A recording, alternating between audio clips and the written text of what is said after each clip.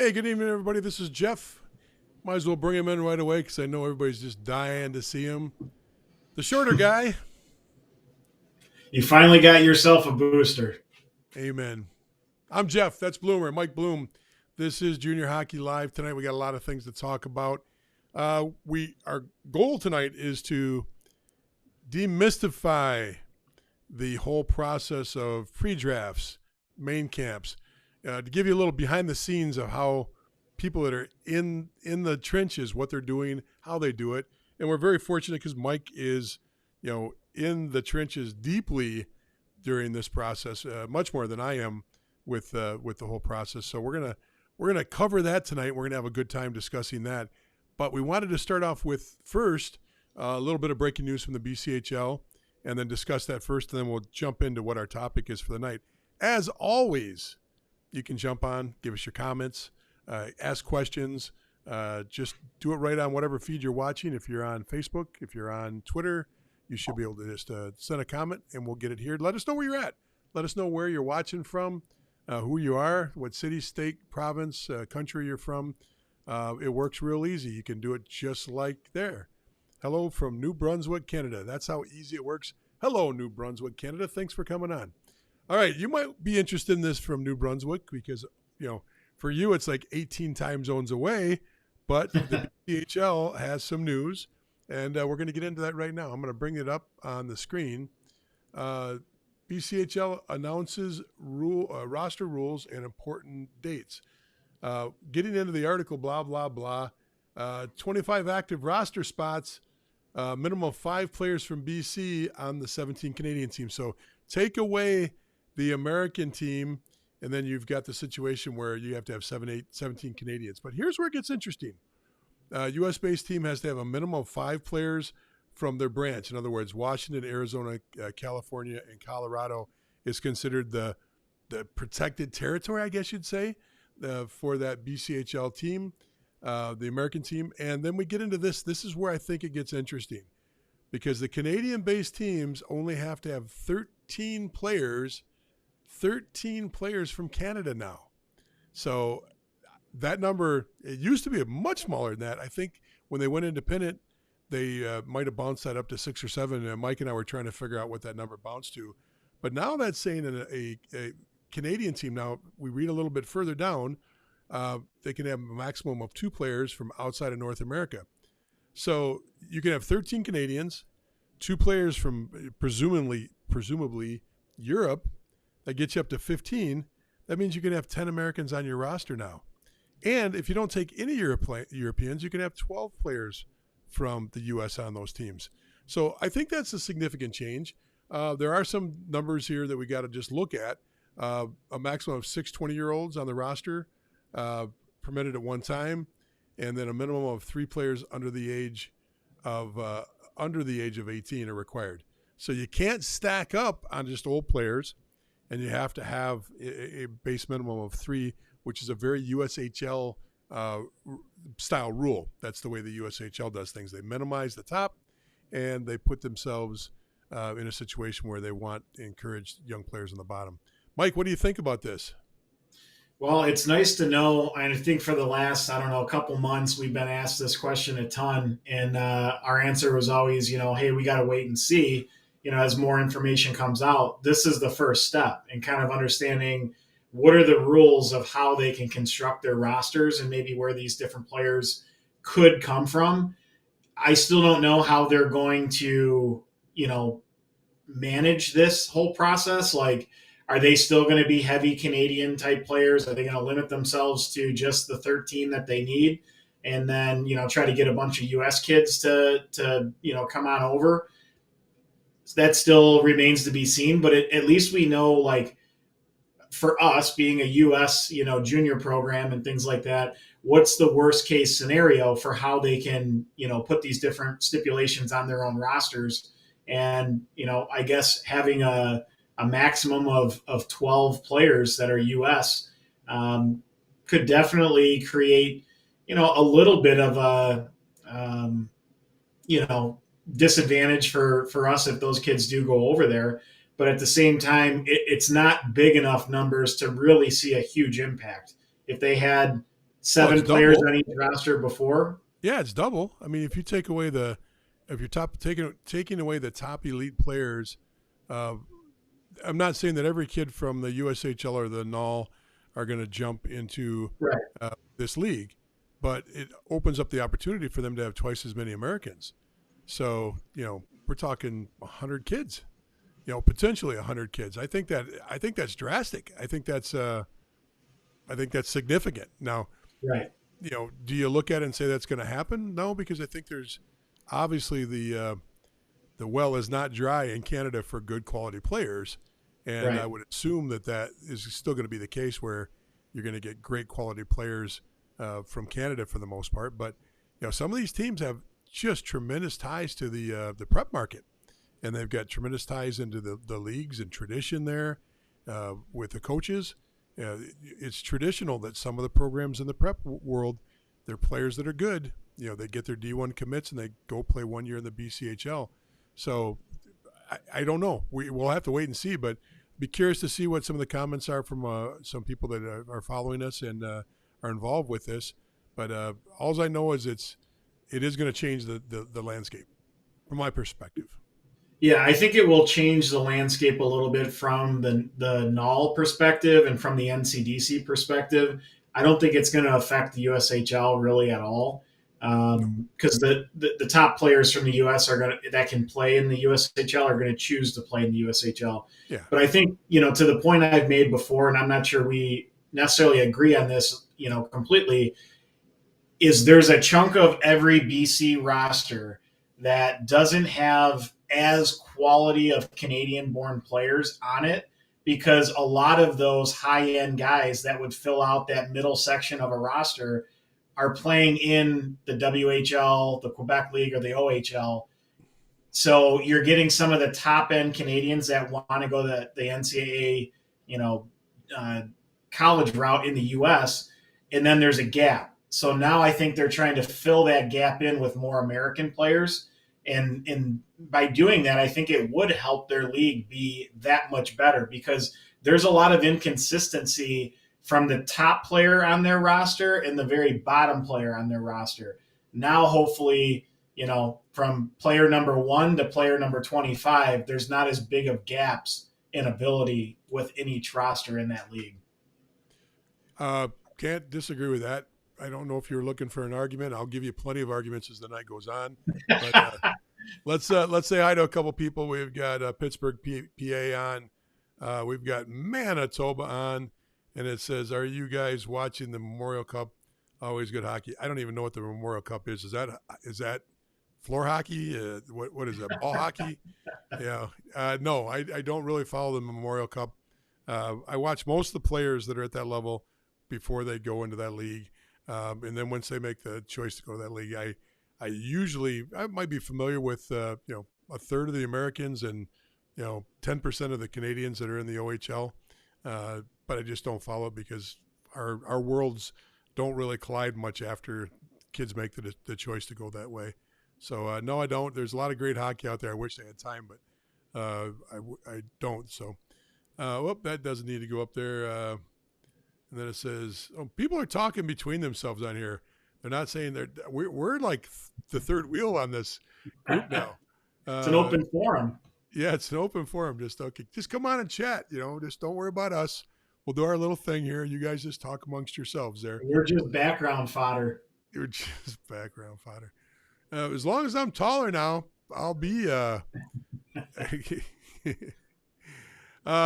See, people are on my side. They at least know my name. All right, that's good. They understand that I don't watch the OHL. All right, so let's get on with our regular conversation we're going to have tonight. The conversation deals with, the whole issue around. I mean, Mike, you were on the discussion groups and the chat groups, our discussion group, and you were watching a lot of the different conversations over the last few days. And I'm taking it that it kind of irked you that some people are so off base on what the purpose of these are and what they're designed to do, how they work. And, once again, we get this term, and I'm just sick of saying it, but this money grab term, I don't think people understand the amount of effort and time. So that's one part of it. But I want to kind of make sure we go behind the scenes of this whole next weekend coming up for you.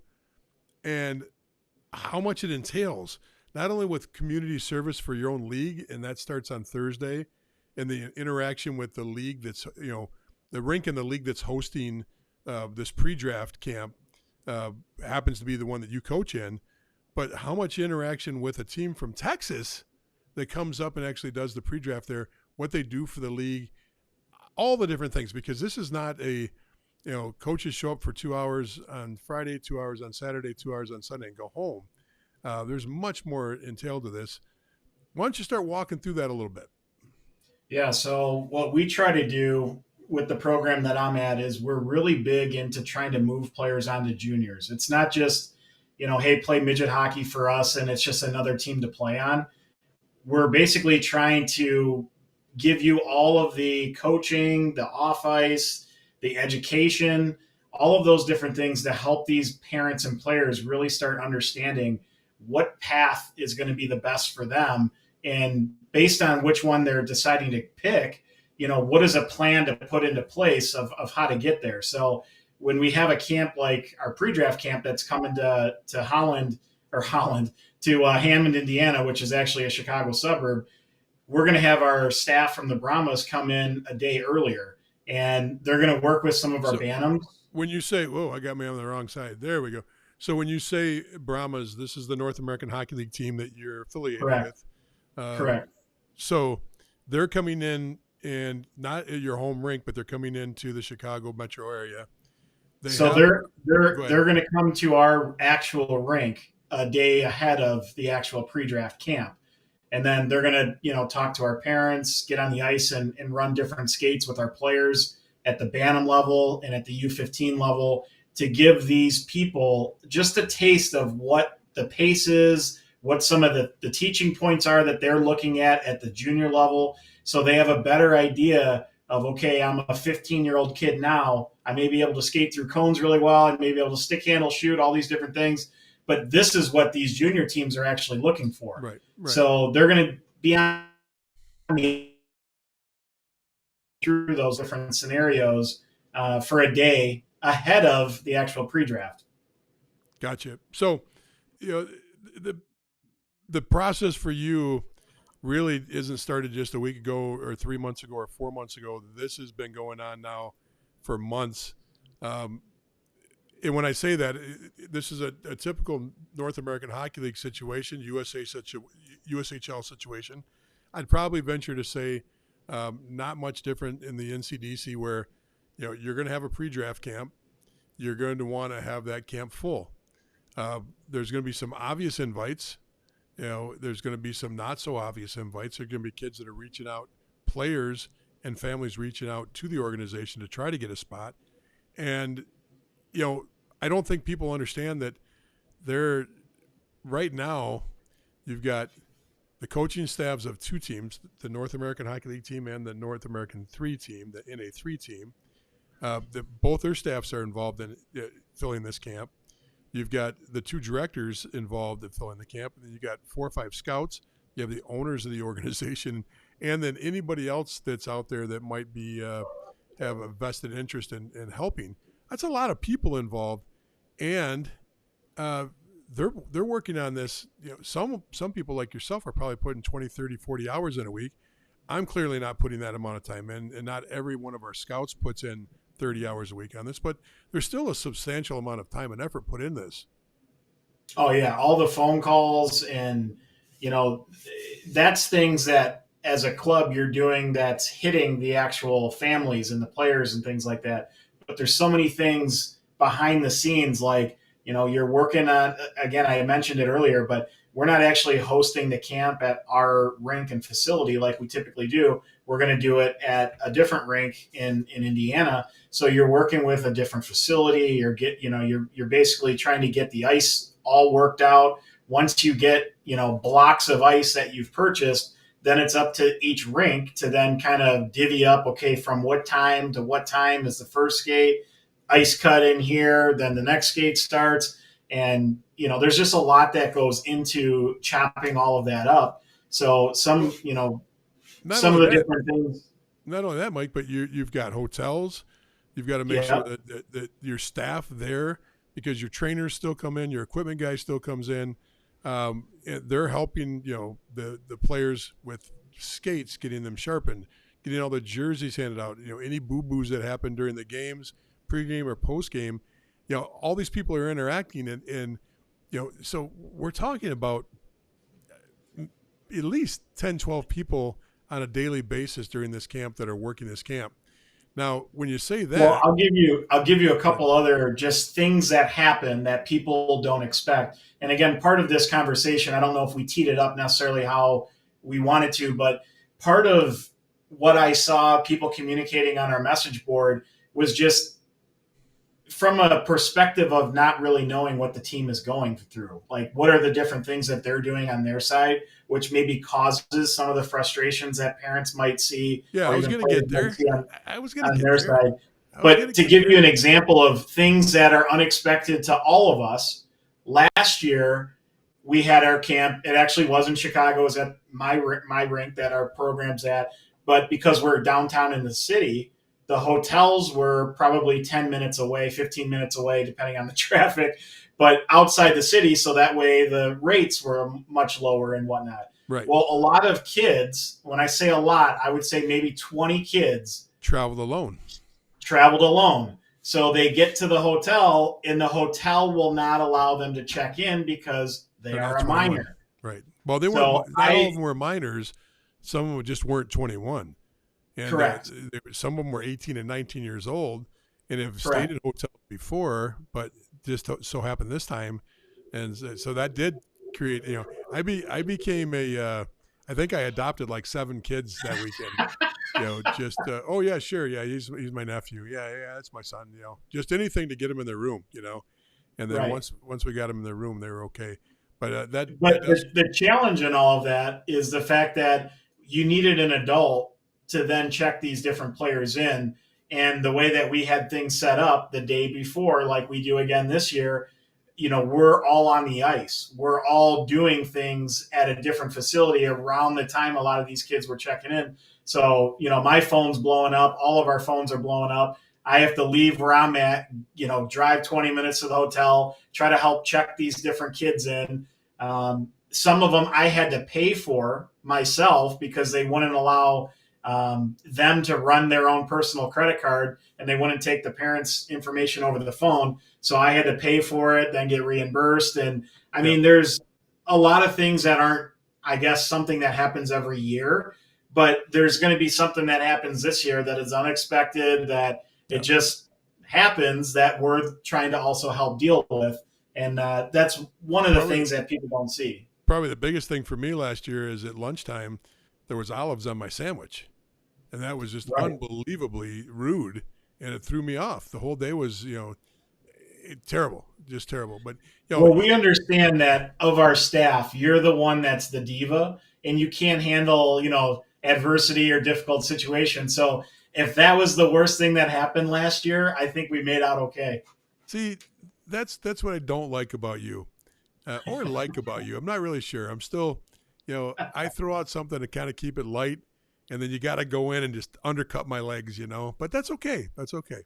I'm above it, and I'm just going to be staying in the moment here. Now, but that's a logistical thing you got to worry about. You got to worry about feeding your staff during the day. You got to worry about the evening. I don't think most people understand at pre-draft camp, the evening is, when the kids leave the ice rink at 5 o'clock or something, the staff is together for another 5-6 hours.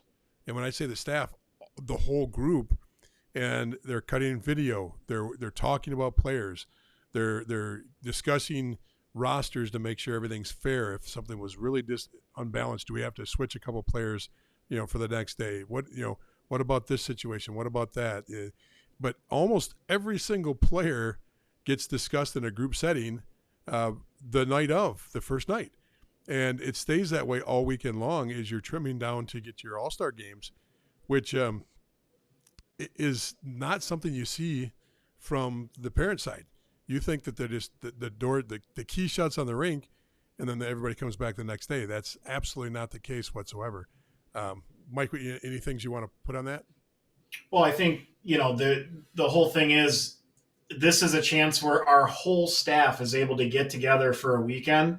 So not only are we watching the games and the players that are out there for this particular camp, but then you're starting to plan, what is going to happen for next year. You're starting to have discussions on different players, whether they've been on the team for the previous season that, potentially might go to college early, or, maybe they're done with junior hockey and they want to just go to college. It's too much of a grind and they don't see the end of the light. Like, there's movement that's happening throughout this offseason. There's other players we're talking to. There's trades within the league you're talking about. So all of those conversations, it's hard to have while games are going on because you're focused on the actual event. But then when you get to 6, 7, 8 o'clock and that event is over, you're going to basically talk about different players and, like you said, talk about whether there's changes that need to be made, different things we want to see. But then you're going to also continue that conversation later where you're meeting on, all these other things. Because again, we're prepping the roster for next season. Yep. So lots of conversation about that, but there's also conversation about players that are younger players to make sure that we pull them aside and give them the confidence saying, hey, look, you're 17 years old. We really like the way you play. You probably won't make the All-Star game, but that does not mean you're not going to be in the future of this program. No. Because right now it's just a matter of we're trying to fill this season. Now, some of those kids might get into the main camp. There's a good chance that a young player gets into a main camp. But if they don't, there's still those conversations. And the other side of this is once those All-Star games are done, first All-Star game, second All-Star game, people think that's the end of the day too. The lights click off in the rink. I think we were there for 2 or 3 hours, all of us doing individual player interviews or exit interviews after the last game's over.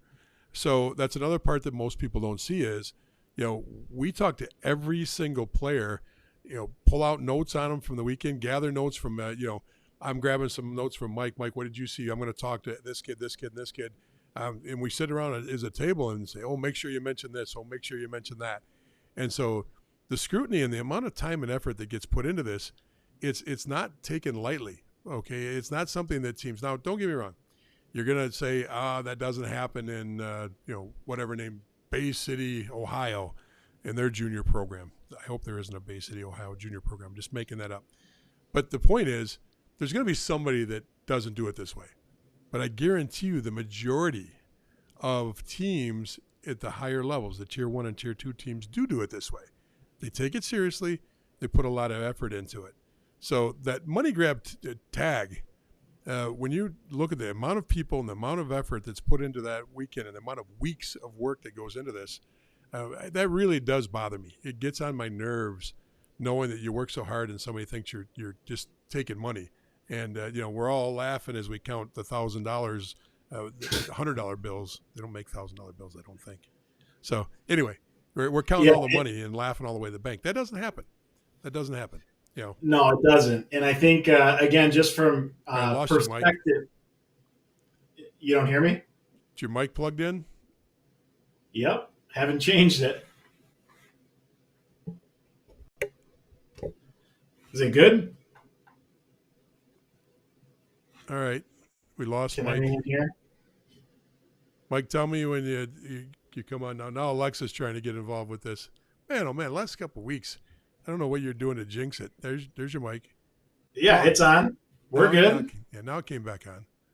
So anyway. So again, just kind of looking at perspectives of certain things that I hear, parents get frustrated about, schedules like, I saw it on our board. A couple of people were saying, hey, I registered for this camp and I haven't seen a schedule. Again, it kind of depends on the rink, and whether there's a relationship or not with that particular rink and the program. If it's, like they own the rink, it's their facility, things like that, it's easier to get all the schedules worked out. If it's a different facility, you're working off of how quickly they're getting that information back to you. The other thing that kind of frustrates parents is, when am I going to find out which team I'm on so then I can match up, okay, here's the schedule, and what team is he on, so I can match up the schedule. Okay, so There's that's a a big one. process that's going. Let's stop there and make sure we reiterate that point. A lot of people get concerned that, oh my gosh, they don't put a schedule out. I don't know when the games are. I don't know what team my kid's on. There's a lot of stuff like that pops up. Mike, that's a super important issue. And we lost him again. All right, that's okay.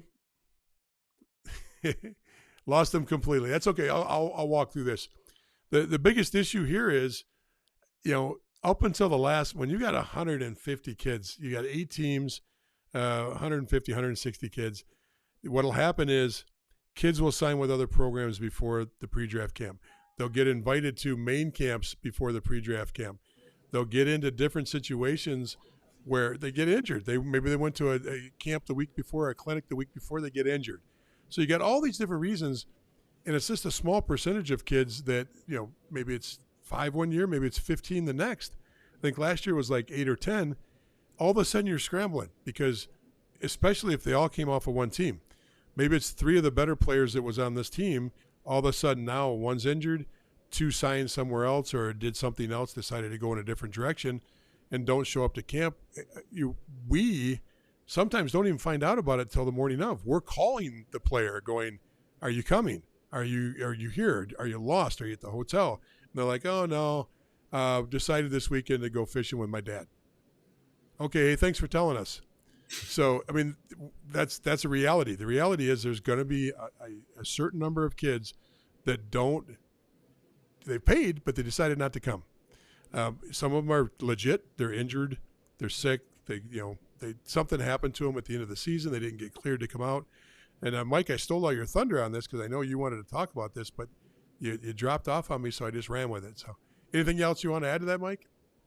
Well, I would just say that the other part that we wanted to talk about is just understanding your level as a player, because, I'll just give you an example. There was probably about, I haven't counted them specifically, but let's just say there were 10 kids that, for whatever reason dropped this week within the last 3 days that aren't going to be able to make the camp this weekend. A handful, if not more, got invited to a USHL main camp. That's the same weekend. No problem. That if that's what you want to do, no problem. I will say that there's a kid that we love that's in the camp.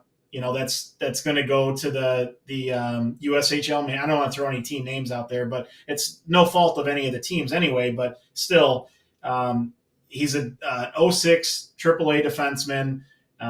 We love him, but he's a kid that if he goes to this camp, he very well could make it because he's that type of player. He's right in that age range that a USHL team would be looking at. He played U16 last year.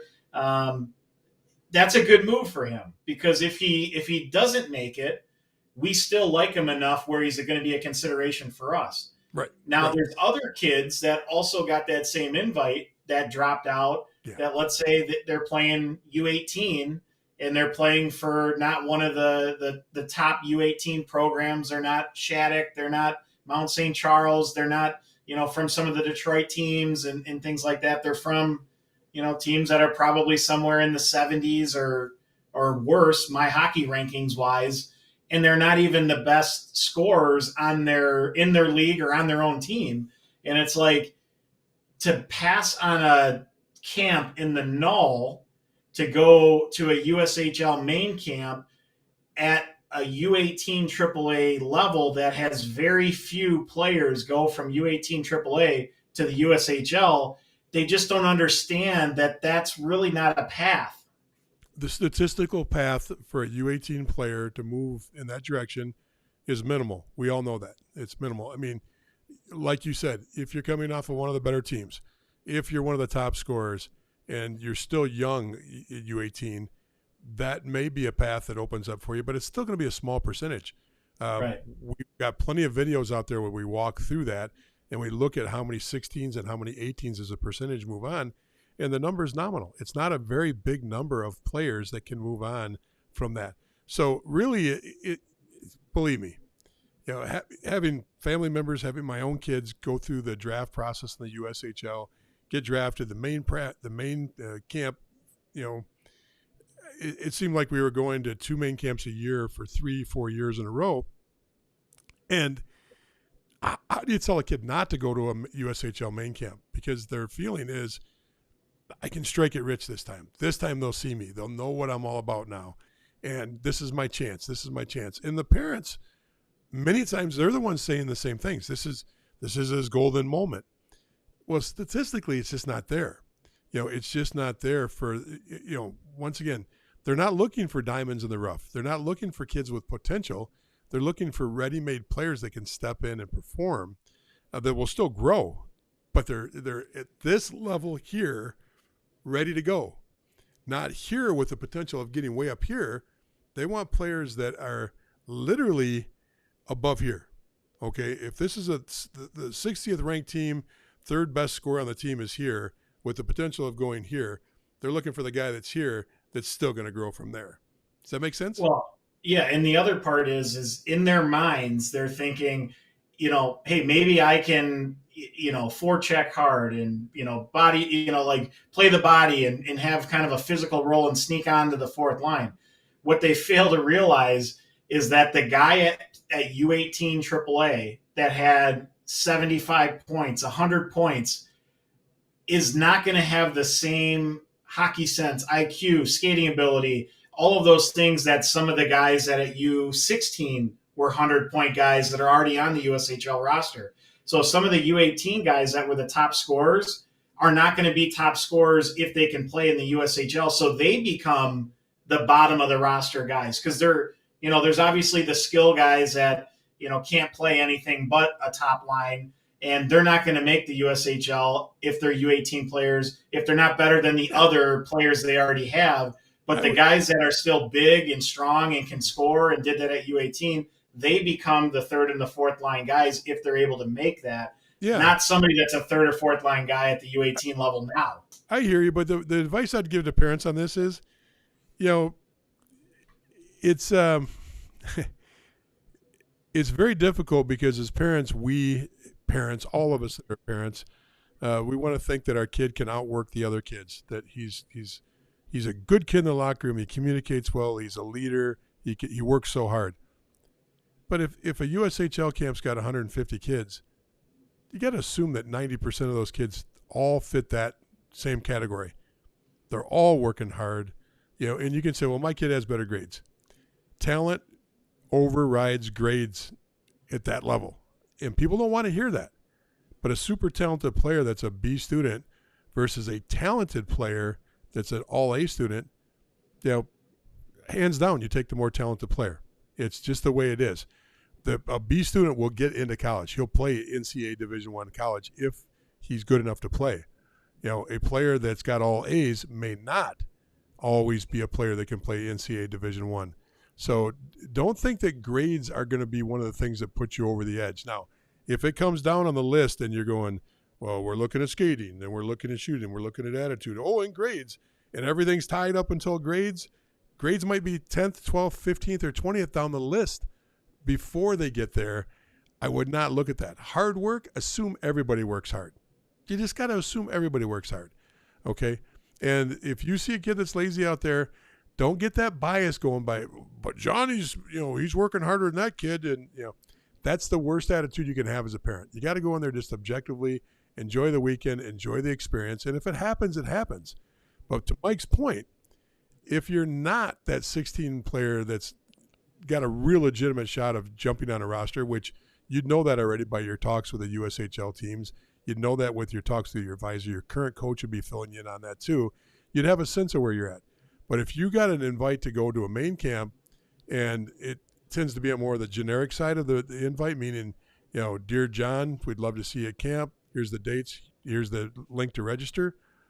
Assume that you're going to be a camp member and you've got a chance, but it's nowhere near the chance of the guy that's that they're actually pulling out of the system they really want. Does that make sense? Yeah, and I think my biggest frustration point with it is not doing a USHL camp But when you're already doing a null camp and you're choosing to not do that camp, which is more your level, at best, is your level to try to do a USHL camp. It like makes no sense whatsoever. Well, And if I were a parent or a player in that situation, okay, I've got a pre-draft camp here and I've got a main camp. It's hard for them to get that message, what you're saying, Mike, because it's a main camp. Ooh, main camp, glossy. I get more looks versus that pre-draft, which that pre-draft, get you set up for a main camp in the null. And if you do well there, you're going to actually have more time to shine during the main camp because people have already watched you skate. They know your nuances. They can recognize you on the ice right away. Oh, that's Bobby. We saw him in pre-draft. Boom. Let's see how he does out here. The other side of that, too, is if you do get in that dilemma, you were signed up for a pre-draft and you've got a USHL main camp, my first call would be to the coaching staff of that null team.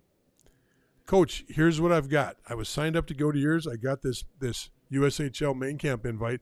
What do you think? You'd be amazed at how honest most North American League coaches are going to be with you in that conversation. Yeah, Johnny, I think you should go. You probably really got a good shot at making that team. Or, Johnny, I just don't see it. I think you'd be a good quality player for us, but I just don't see it. I think it'd be a stretch for you to be there. We'd really like to see you here. And a lot of coaches will say, go, and we're still interested in you. Depending on what the scenario is and how good you are, I can't answer all that, but I would absolutely reach out to that null staff and make sure that I have that conversation with a coach. Don't burn bridges in this business. It is a small world, okay? It's incestually small. I don't think you understand. The guy that's coaching as an assistant coach now is going to be a D1 coach in 2 years. The guy that's the associate head coach of an all team is going to be the head coach of a USHL team in a year. It works that way. Although I can tell you 30 stories in the last 3 years of that stuff happening, where null Division I, USHL Division I, the jumps that happen like that. You want to make sure that you communicate well when these things happen. And if you do get cut from a pre-draft, from a main camp, the other thing too is, look people in the eye, shake their hand and say, thank you so much for the opportunity. I hope to see you next year. I hope if my season goes well at U18 that you would reconsider maybe pulling me up next year. That's super important in this whole pre-draft and draft thing, is making sure that communication is key. Yeah, and to be clear from my point, I'm not upset at these kids at all. Like, the example I gave of the 06 AAA kid, like, he should do that. Like, he's a type of player that should say, I'm not going to do this null camp because I legitimately have a shot at the USHL camp that I'm going to of making the team. I feel bad for the kids or the families that are choosing to not do the null camp, thinking I got this better opportunity, and they're going to go down that path. They're not going to get anything out of it. Yep. Then they're probably going to say, well, it was a money grab and it was all this other stuff, which keeps that narrative, but it's their decision that put themselves in an almost no-win scenario. And it's not that they're burning a bridge from our program or any other null program, but it's a lost opportunity that they can't get back because the draft will come and go. And then, they're not going to be a part of it because no one was able to really see them. So that's the part, Mike, that I want to make sure that we jump on now, is you just brought up the draft.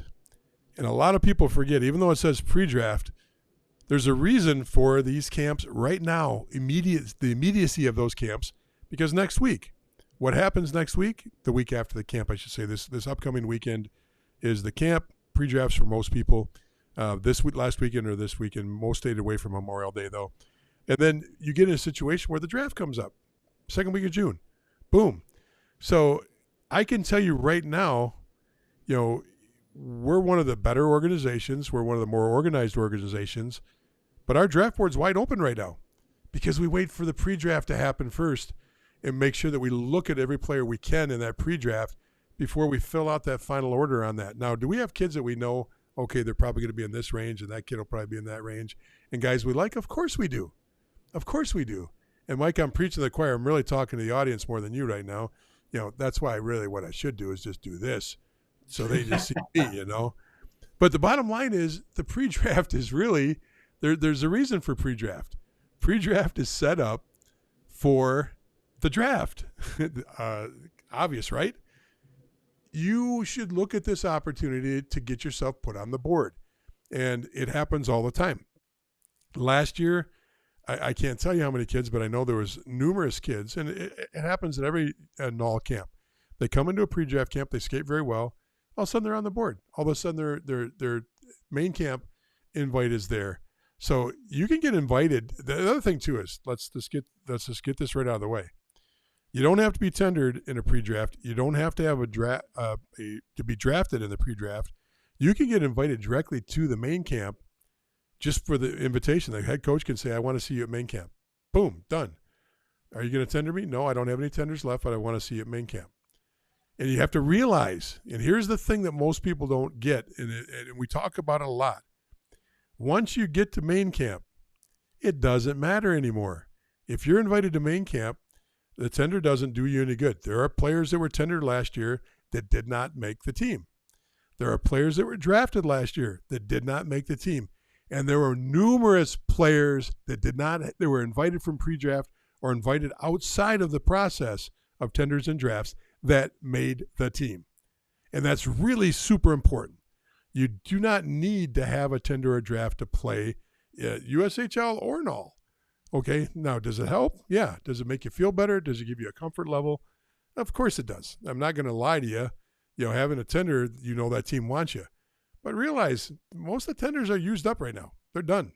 So you going into this weekend for a pre-draft, you're at best looking at being drafted. But the coach might say, hey, look, we only have, each year it changes on how many draft picks they get.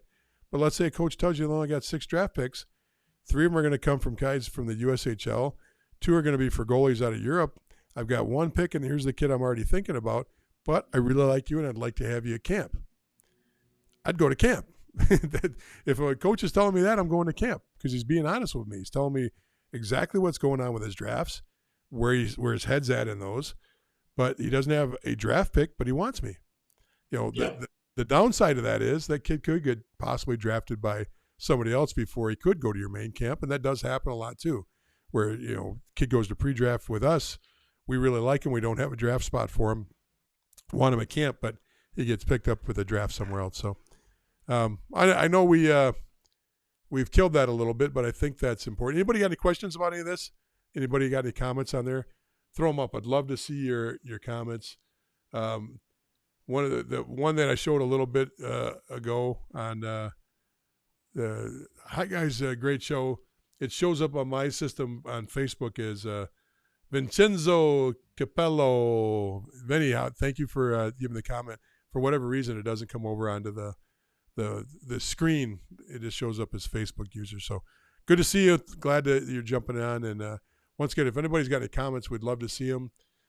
We put the comments up from a little bit earlier. Once you guys got done having your little tea party without us on the chat group there and saying hello and comparing notes on what towns you're from, I'm glad you got back and started listening to us a little bit. Mike, anything else that we can cover that's kind of behind the scenes or a little bit more of either pre-draft or main camp discussion that most parents don't know, or things that you saw on the message board or the discussion group that we have that was needed to be clarified a little bit?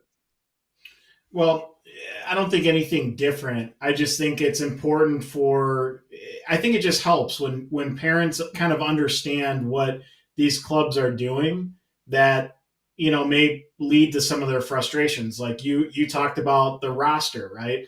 If we all of a sudden sent out, like even today, our camp starts on Friday. If we sent out, here's your team, here's the color jersey you're going to have, blah, blah, blah. And all of a sudden we get 2 or 3 kids drop and it throws off the balance of a team. And then now we got to say, we got to move this kid from orange to black and red to blue and whatever else. Now we got to respond to all these different families and say, hey, the schedule we gave you has got to change. It becomes an absolute nightmare. So in most cases, you don't know what team you're on until you actually check in at the table, because things might change the night before. It might change the morning before. So it just alleviates a lot of issues with having to, circle back to different families and say, you're actually on this team now and not that team. But I understand the parent side where it's like they see the schedule and it shows a color of what team they're on or a team name depending on the program, and they Right. can't plot out like how am I going to work this schedule? I don't know the Yeah. schedule yet. So Yeah. I Now get it from both some camps do try to do that. I've been to USHL camps where they try to have it all scheduled out 2 or 3 weeks in advance. I don't know if they're still doing this, but Dubuque used to have a program with advertisers and rosters listed, and it was a glossy. It was amazing, but I don't know many teams that go to that effort or can do that don't have the resources to do that. I mean, that's a massive undertaking, but they also have NHL players with deep pockets that own that team. They can do things that other guys can't do. They also at that camp they also broke down film and sent kids on their app their shifts just like RinkNet does, or not RinkNet.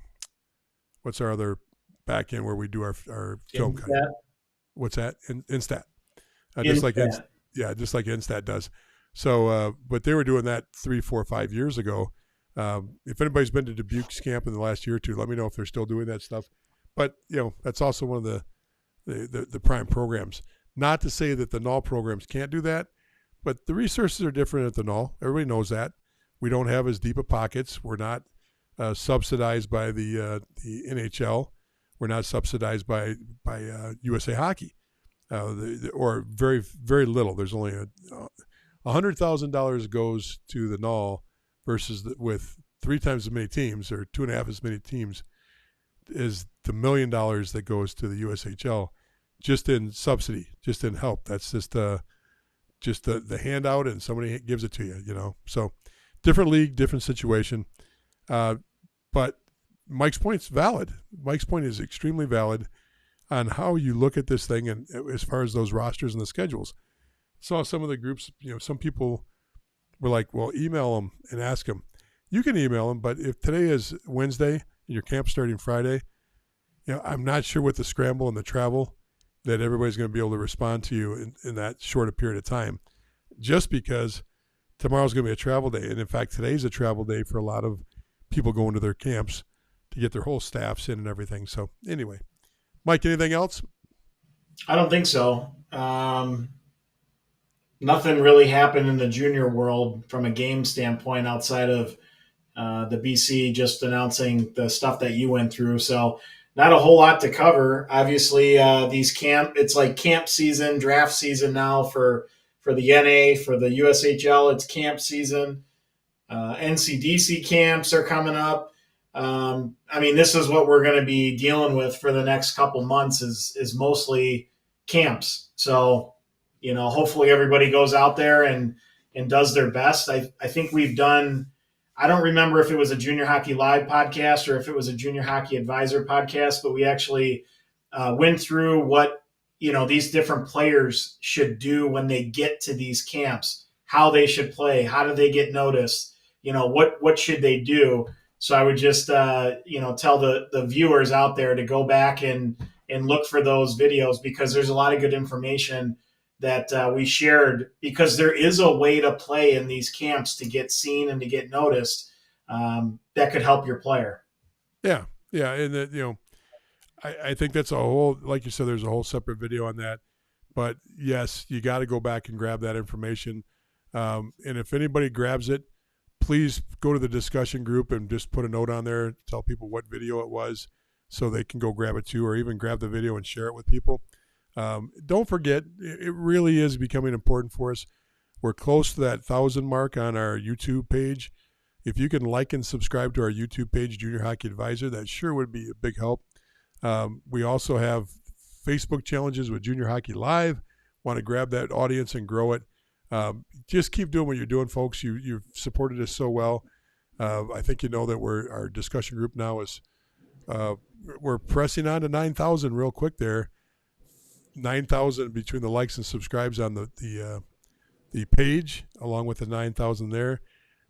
Last time I checked, 9 and 9, that makes 18. That's 18,000. We're growing. It's great to see it. Love to see it all. Keep it going. If you need to get a hold of Mike, He is on as an administrator and a moderator on the discussion group. You can DM him straight. You can always DM me too. And we'd love to hear from you in the future. Mike, great job. Thanks for putting all this together today. Thanks for all the solo time you did while I tried to fix things in the background. So, yeah, it was a little laggy today on my end. I don't know if it was my internet or if it was, just on my end, but hopefully the viewers didn't see any issues with what was going on. Was it laggy on your end? my end was perfect. Except for the screen. No, my end was perfect. I'm taller than you. Now I'm taller and better looking than you. So I feel very good today. Awesome. Well, as long as your confidence is up, we've had a good show. I had a great show today. So did you. Good job. Folks, thanks for watching, listening, whatever you're doing. We'll see you next week. Are we going on next week? Yeah, let's do it. It might be hard. You might be solo. We might have to figure out how to run you solo next week. Remember, I might be out of town. So we'll talk about that. We'll get back to you. We'll let everybody know on the discussion group what's going on. Thanks so much. We'll see you next week. Take care, everyone.